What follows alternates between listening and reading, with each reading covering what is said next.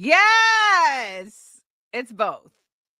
So we are watching the United States make a grand effort at starting a war with Venezuela to steal their resources.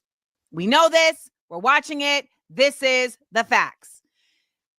They are getting support, however, from a number of places, including Trinidad and Tobago. Trinidad and Tobago is an island that is the last island of the Caribbean. It is right down here. And it is very close to Venezuela. They share waters. There has been some accusations that Venezuela has tried to steal oil from Trinidad, and this has been used as legitimizing of why Trinidad would be in cahoots with the United States.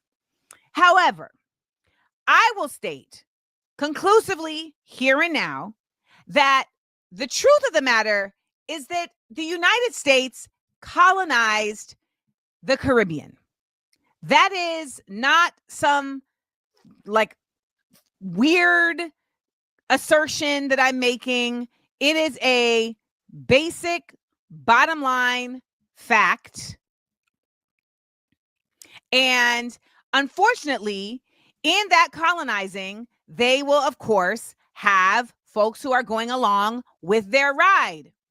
And I want to break down for you guys the myriad ways that has happened. But first, let's show the Prime Minister of Trinidad and Tobago and her latest commentary that she voiced in response to island opposition of Trinidad and Tobago being used as a military outpost in aggressions against Venezuela. You worry about radar and you worry about Venezuela. Don't worry. And I'll tell you something, I think it's the height of hypocrisy and unkindness that there are people in our country who want to fight the Americans. Tonight, I say it again, I stand in bilateral relationships with the United States of America. They are amongst our oldest trading partners, one. They are our largest trading partner in terms of millions of dollars trade between us. With Venezuela, we have 0.000 trade. With the United States, Minister of Trade, are you here? Kennedy, you may know. Billions of dollars in trade. Let's really take a look when she says that the United States are friends.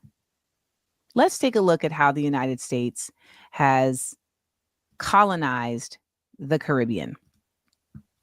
I said recently that the United States is I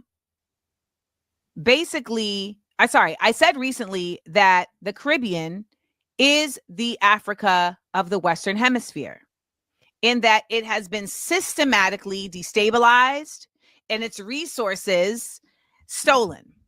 Now, when this woman says, well, we have trade with the United States and we don't have trade with Venezuela, this is not because of some genuine reasoning for why the United States is trading with Trinidad and not Venezuela. It is solely because keeping Trinidad inextricably linked in economy to the United States keeps them in their back pocket.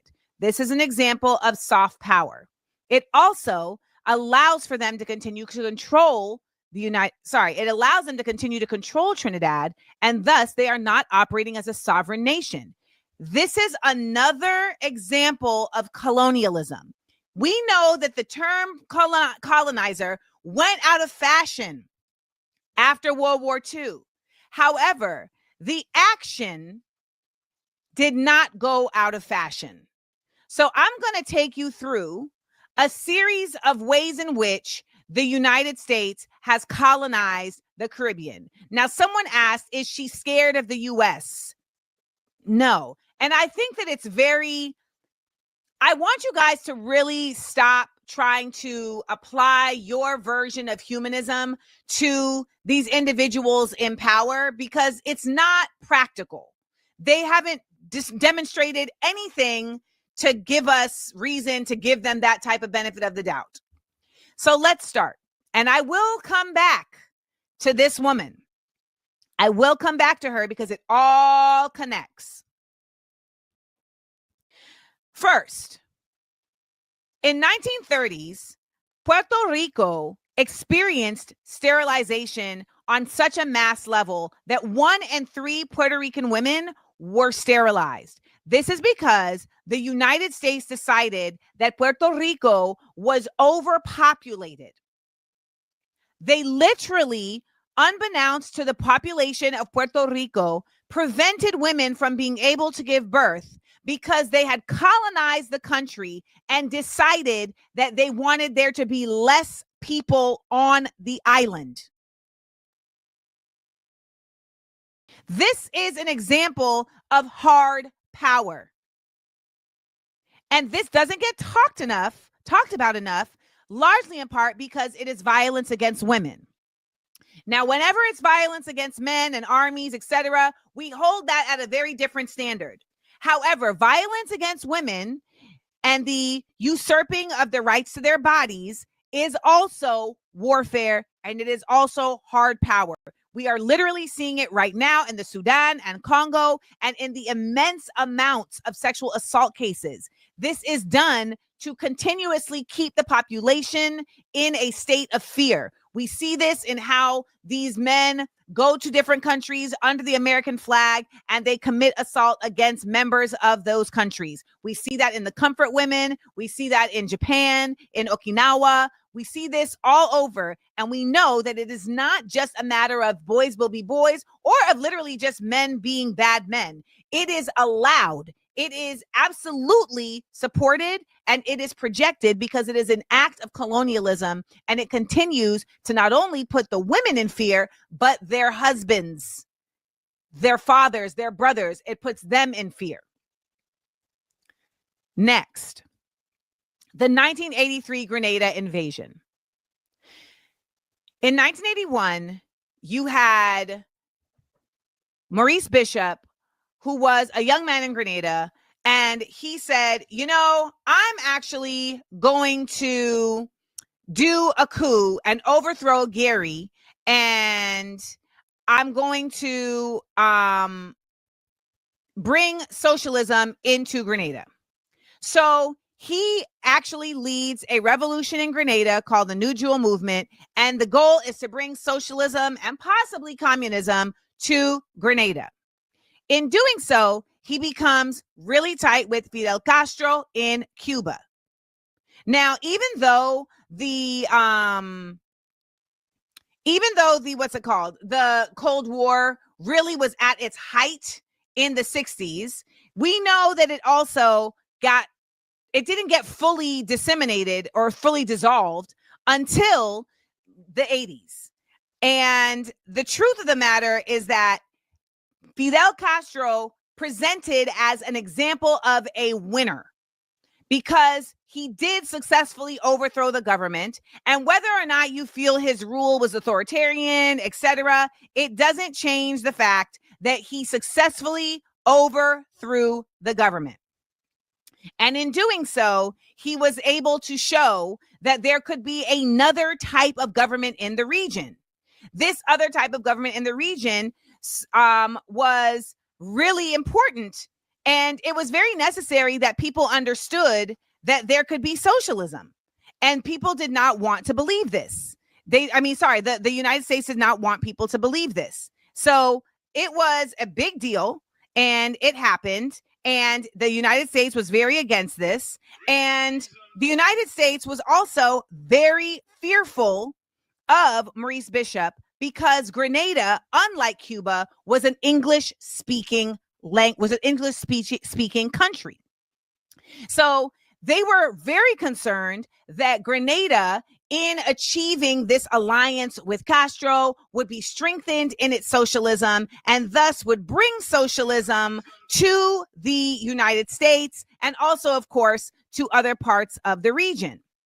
We have to acknowledge this because that has always been the effort. Suppress, suppress, suppress. Here's Maurice Bishop talking about why the FBI was so concerned about Grenada. And he's doing this in the United States at a talk. The reason for all of this hostility is because some perceive that what is happening in Grenada can lead to a new socio-economic and political path of development. They give all kinds of reasons and excuses, some of them credible, some utter rubbish. There's an interesting one that we saw very recently in a secret report of the State Department. I want to tell you about that one, so you can reflect on that one. That secret report made this point, that Grenada is different to Cuba and Nicaragua. And the Grenada Revolution is in one sense even worse, I'm using their language, than the Cuban and Nicaraguan revolutions, because the people of Grenada and the leadership of Grenada speaks English and therefore can communicate directly to the people of the United States. I can see from your applause, sisters and brothers, that you agree with the report. But I want to tell you what that same report also said, and said that also made us very dangerous. And that is that the people of Grenada and the leadership of Grenada are predominantly black. They said that 95% of our population is black, and they had a correct statistic. So we must also acknowledge, again, that blackness has been at a center position in the colonizing of this region and suppression. When people try and make it like race doesn't matter, it's about economy, you're ignoring the fact that race has been an integral tool to upholding economy and to suppressing. Okay, that's not by accident. That's also because the fact is that when people were stolen and trafficked across these waters and brought to these nations, they didn't do so quietly. There is a DNA within us that still says we need to get ours. And many of the people in the Caribbean and in South America were not about that life. And they actually were Maroons, and they fought and they escaped and they started their own organizations, their own company. They did start their own companies, their own tribes, etc. So we cannot discount that they know that that racial unity is absolutely an aspect that they need to continue to suppress.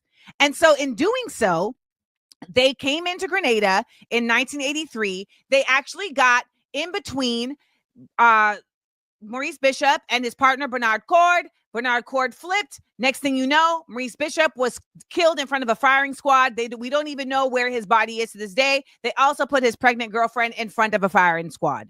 And we also know that in 1983, they invaded using a soft power technique. Grenada does not have a military base. However, in Fidel Castro building our airport, they tried to say that that was a military base being built by Cuba. Grenada does not have a U.S. military base, but it does have a medical school.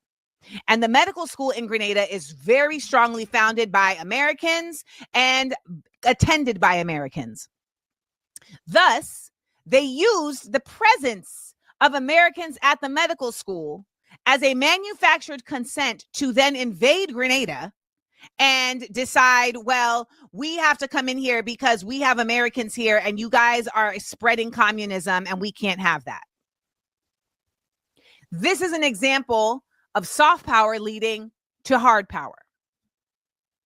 The 1994 NAFTA deal. So the North American Free Trade Agreement was essentially an agreement made between Mexico, Canada, and the United States that cut off trade with everyone else in the Caribbean and made it so that these countries were just trading between each other, which again made it white on white on white. And if you think Mexico doesn't have white people, you're bugging. Okay? Mexico absolutely has its own elite. And those capitalist elite really are not with it. They do not like any of this nonsense. So those folks all aligned with each other and got together, and it created a huge economic shift in the region. The Caribbean was no longer able to sustain as a part of trade. Grenada had been the number 2 trader for spices after India. That's why we have a literal nutmeg on our flag. And after NAFTA, that was a wrap. So that limited the ability to trade from agriculture. It limited the ability for them to control their prices. And it made it so that they now controlled what the prices were for these items across the world. When we talk about the Banana Republic, that is them deciding that bananas should only cost a certain amount. And if these countries in Central America were going to change the prices, then they were going to change the actual power structure in those countries. You think sometimes that this is only about oil? They want to control everything. And if you look at the colonization of Africa, you understand it's not simply just about controlling oil and uranium. They wanted to control the rubber. They want to control the white beans. They want to control everything. Tobacco, sugarcane, everything is able to be financialized. Everything. When we talk about the Caribbean and the 1994 NAFTA deal, it was a huge blow that has forever shifted the ability of the Caribbean to be sovereign. And thus, it has to be intrinsically attached to the United States. This is also when we see tourism take a huge boom. But tourism is nothing other than just traveling colonization, because the people on the islands can't even afford to go to the other islands like that. Now, yes, there is the CARICOM, which is supposed to be the union of all the islands coming together. However, the CARICOM gets disrupted when you have individuals like Kamala in Trinidad and other nations having to do trade agreements with the U.S. or feeling like they should do trade agreements with the U.S. that end up shutting out other nations in the Caribbean instead of actually working within the Caribbean to strengthen their unity and operate with unity to the U.S. Let's talk about the destabilizing of Haiti.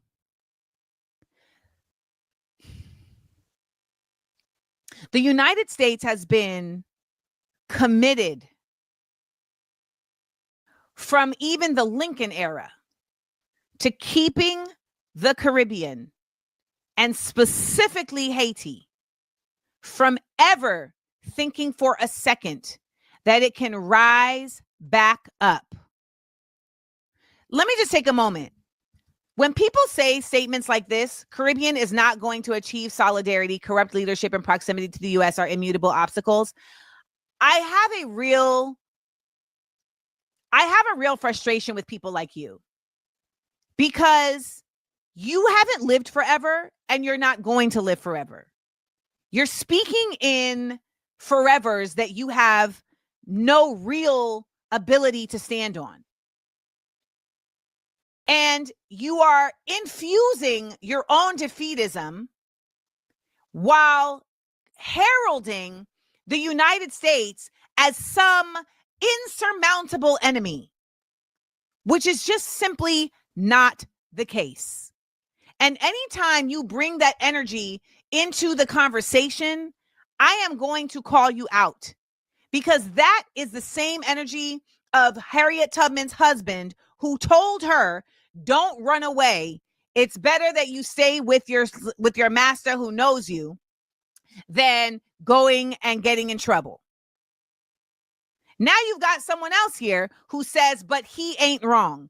And I have no idea why you all are so committed to thinking you're right. And I consider you to be ops. So Rolando, please remove them. Remove people in here who do not believe that we can make any change, because I don't want that energy in this space. I am not saying the change will happen today.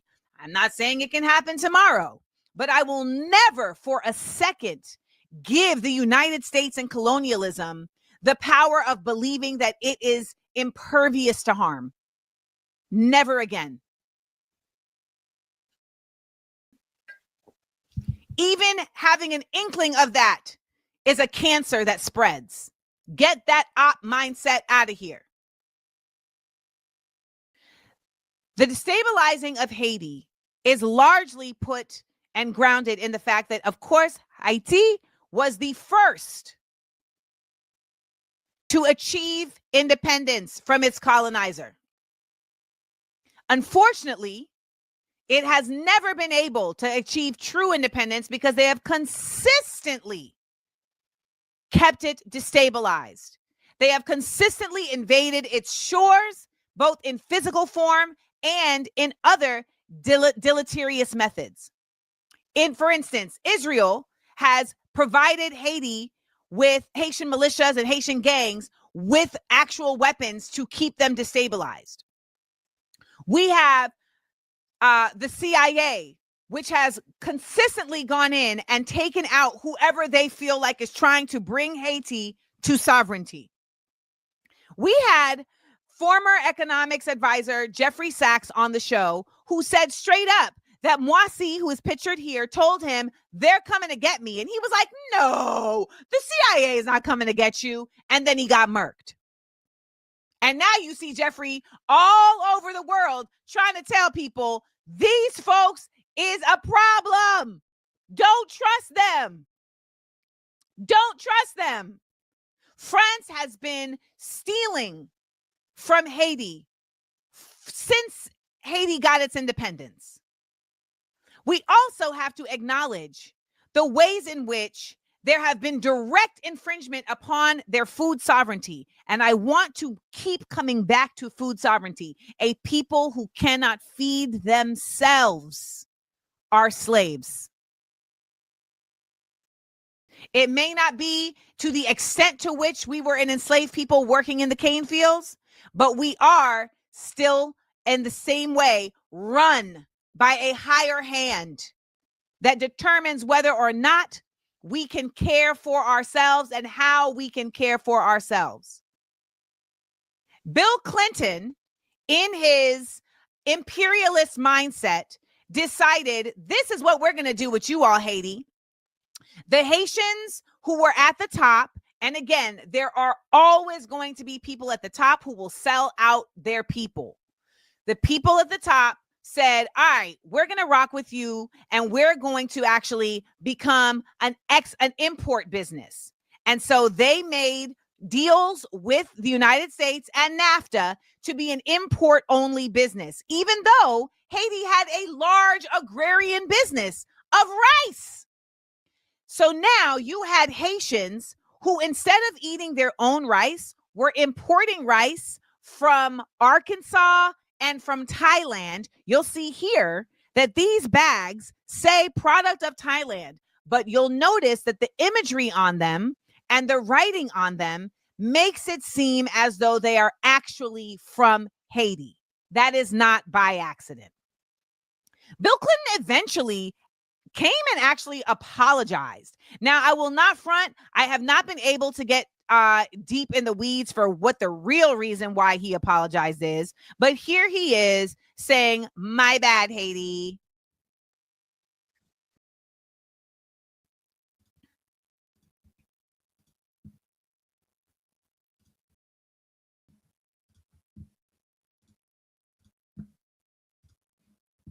Rich countries that produce a lot of food should sell it to poor countries and relieve them of the burden of producing their own food. So thank goodness they can lead directly into the industrial era.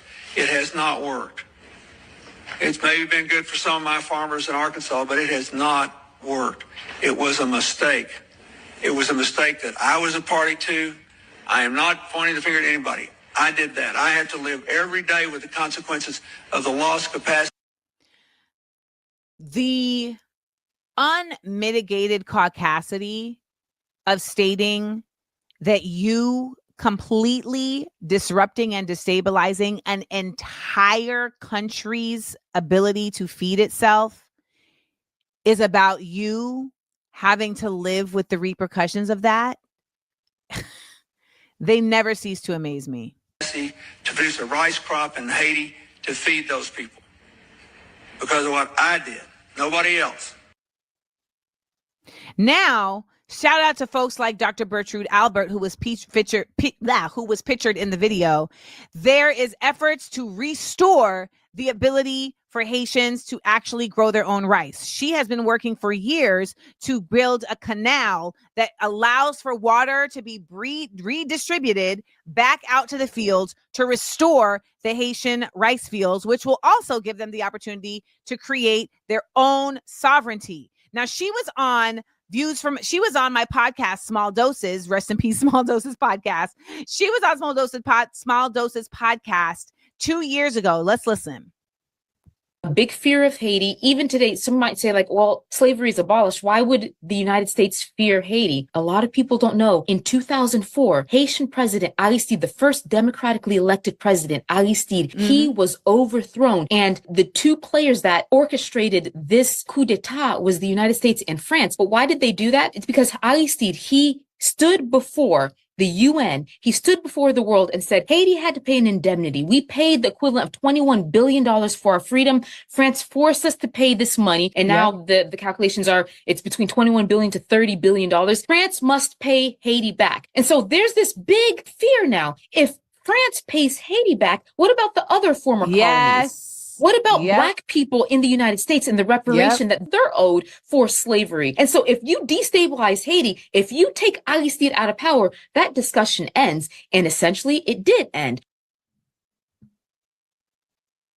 So that's Dr. Bertrude Albert, and she's brilliant and has been so steadfast at helping to bring Haiti back into the ability to support itself, even in the midst of all the news that we hear about destabilizing of Haiti. We have to understand that there are folks who are on the ground doing the work. And I am a large believer, and I will stand on this, that Haiti is the key to the Western Hemisphere being freed, the same way that Palestine is the key to the East being freed.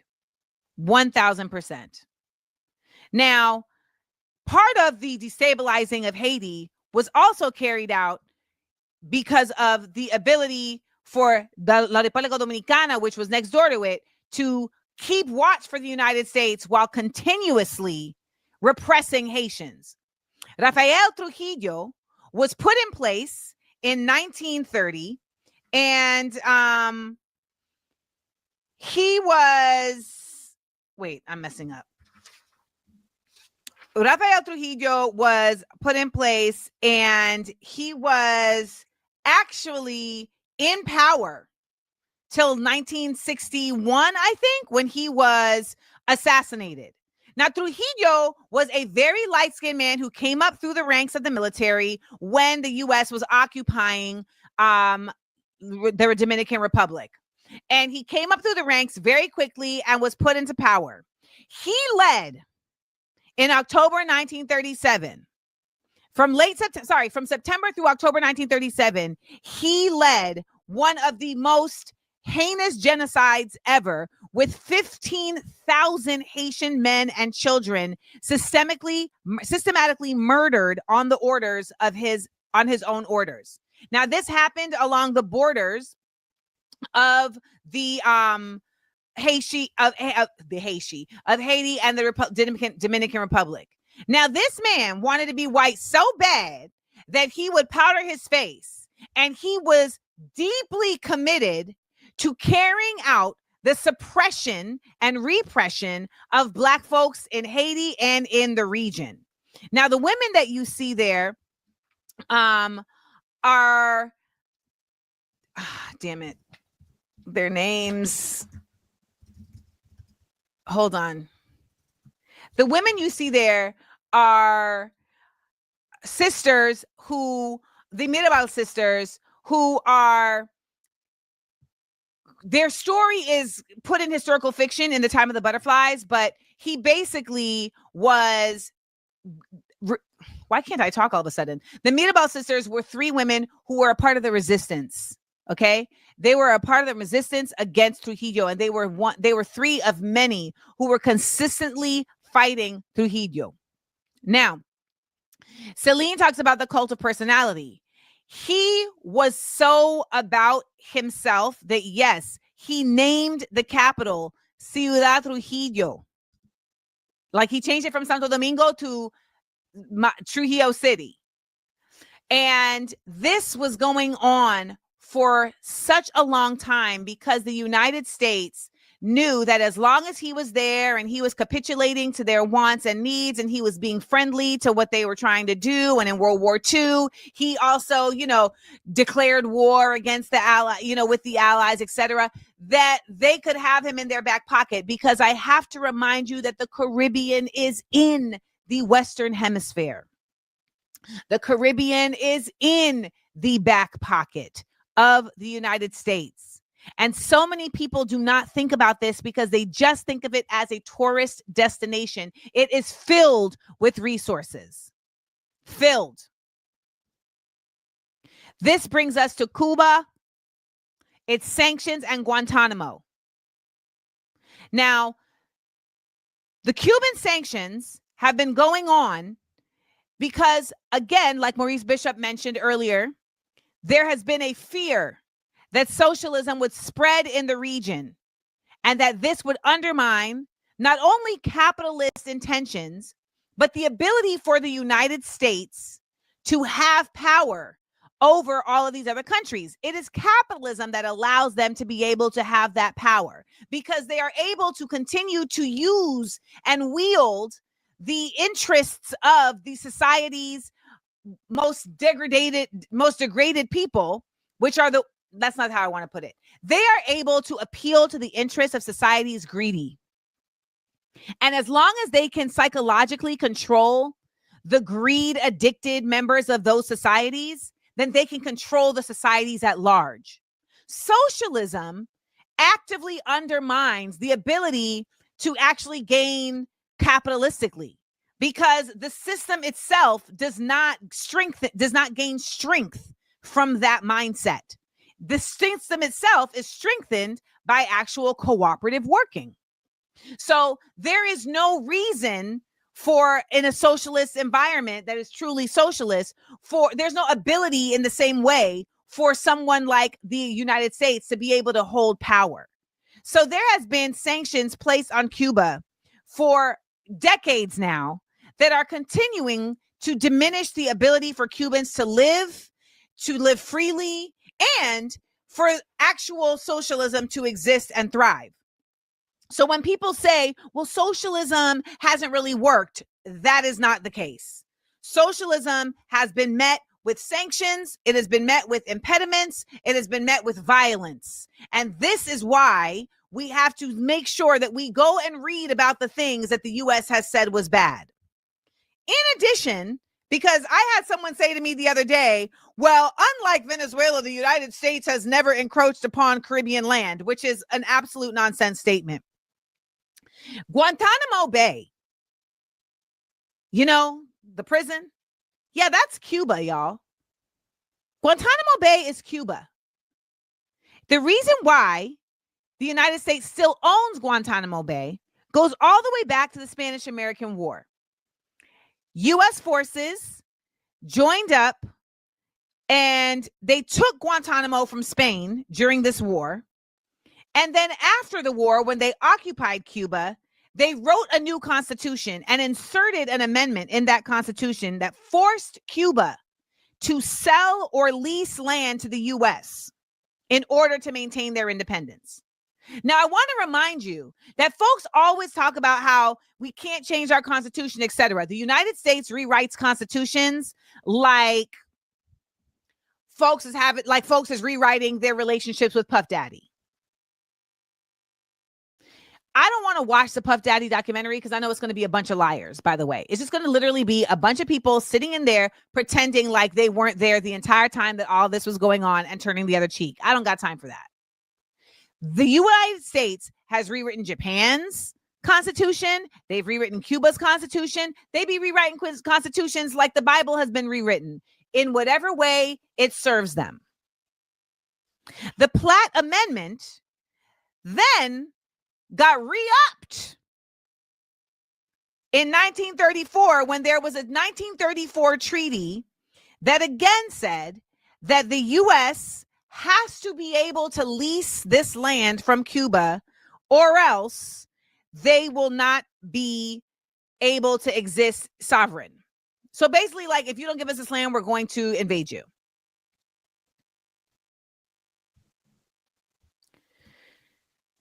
This brings us to our beginning. Now, this is the Prime Minister of Trinidad and Tobago. Her name is Kamala Prasad Bisesar. And she is a member of the United National Congress. Now, there are two main parties in Trinidad: the United National Congress, which is mostly Indian, and the People's National Movement, which is mostly Afro-Caribbean, aka Black. I just want to replay what she said in the beginning to refresh your memory about where I'm about to go with this. You worry about radon, you worry about Venezuela. Don't worry. And I'll tell you something, I think it's the height of hypocrisy and unkindness that there are people in our country who want to fight the Americans. Tonight, I say it again, I stand in bilateral relationships with the United States of America. They are amongst our oldest trading partners, one.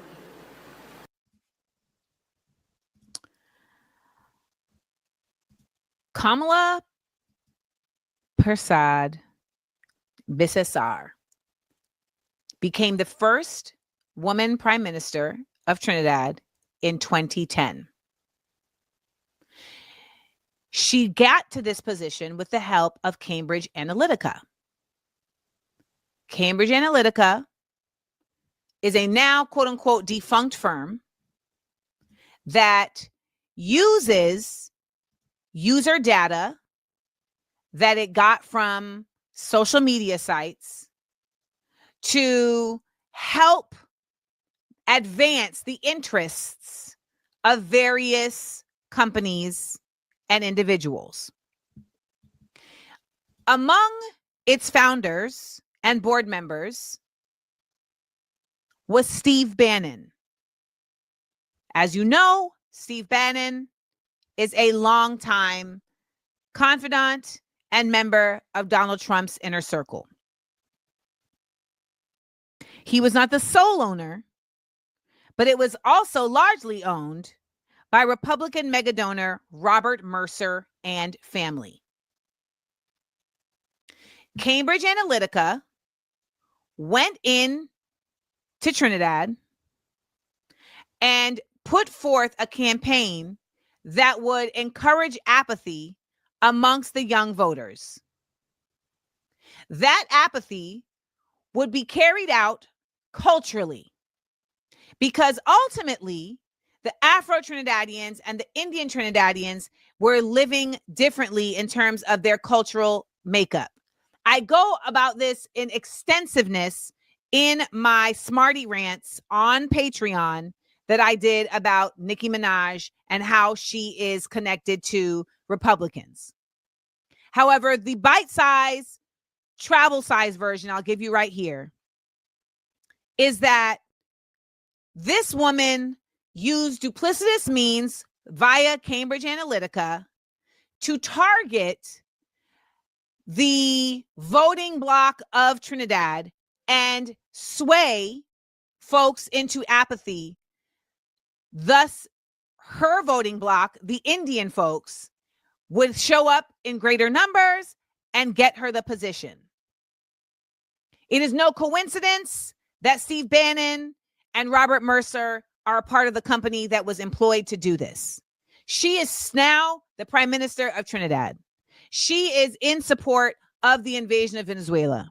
She has said to you right there that she is friends with the United States. Which brings me back to my original thesis, which is that the United States colonized the Caribbean. They are not the friends of the Caribbean. And any members of Caribbean governments who are capitulating, who are supporting, and who are allied with the United States are not in allyship with the people of the Caribbean. And so when we see people like this prime minister, when we see folks like there was with Trujillo, we know that that is a member of a ruling class who is being fed by the capitalist dollars dripped in blood. And the only thing that will change that is political education around the Caribbean and the surrounding nations that reminds folks who they were before these people came and colonized them. A man